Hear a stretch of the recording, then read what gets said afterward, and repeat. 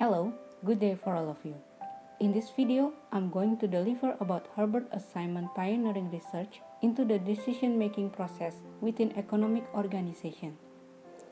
The video will have sessions divided by 4 topics.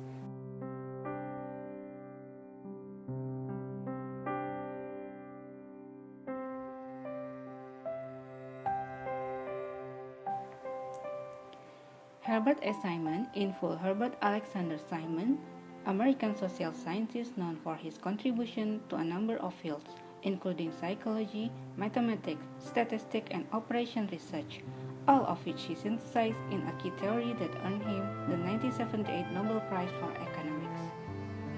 Simon theories and observation about decision-making in organization apply very well to the system and techniques of planning, budgeting, and control that are used in modern business and public administration.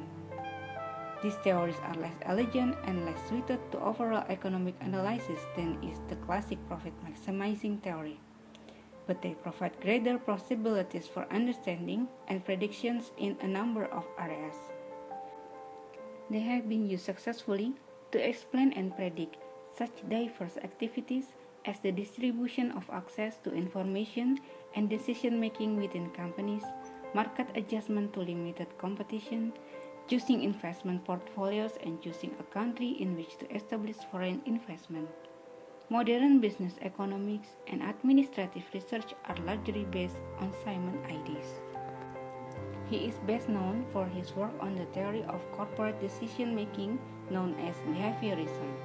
In his influential book Administrative Behavior, Simon sought to replace the highly simplified classical approach to economic modeling based on a concept of single decision-making, profit-maximizing entrepreneur, with an approach that recognizes multiple factors that contribute to decision-making. According to Simon, this theoretical framework provides a more realistic understanding in which decision-making can affect prices and outputs. Crucial to this theory is the concept of satisficing behavior, achieving acceptable economic objectives while minimizing complication and risk. As contrasted with the traditional emphasis of maximizing profits, Simon theory thus offers a way to consider the psychological aspect of decision-making that classical economists have tended to ignore.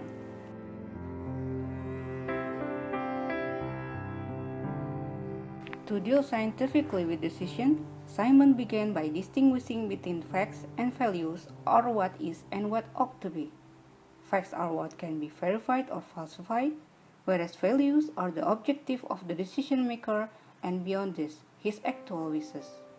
It follows that we can only evaluate a decision if we know the objective of the decision maker.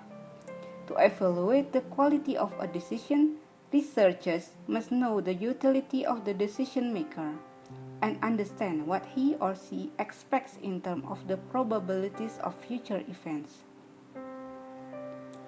Simon observed that the problems that trigger decisions are not factual data but constructs. In his own words, problems do not come to the administrator carefully wrapped in bundles with the value elements and the factual elements neatly sorted. Secondly, he observed that decision is a matter of compromise. All decision makers have several more or less contradictory objectives in mind. Thus, Simon was the first to stress the multi-criterion aspect of decision. Simon's famous 4 phrases could be described as follows: intelligence, design, choice, and review.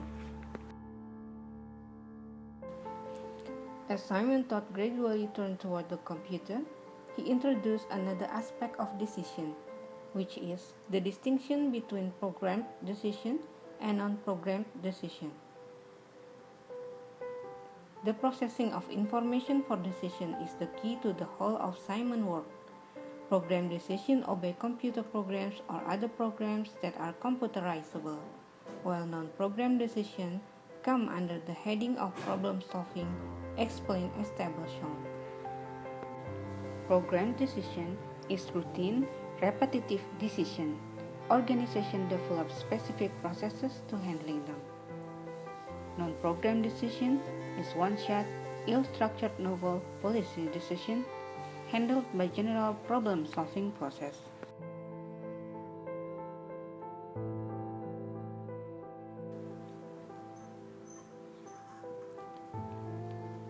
Simon was led to focus on the limitations that apply to human cognition and to formulate a number of assumptions which became the foundation of what he termed as bounded rationality. This can be summarized as follows. Simon concluded from this assumption that managers must content themselves with suboptimal or satisfying decisions. In practice, given this limitation, the decision process stops when decision makers reach a solution that satisfies them within what appears to them to be the most probable hypothesis. Satisficing is a decision-making strategy or cognitive heuristic that entails searching through the available alternative until an acceptability threshold is met.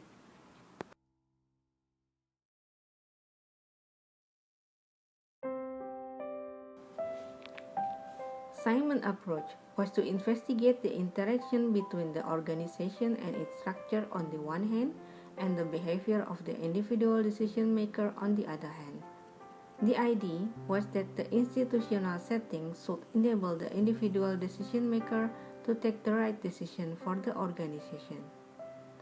Throughout his work, Simon accurately anticipated, even before the World Wide Web became what it is now, the stream of information of all kinds which organizations are facing.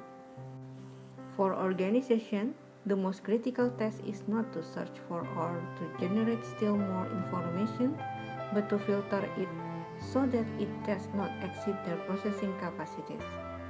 For managers, a similar problem arises, and hence the importance of intelligent interactive decision support system filters.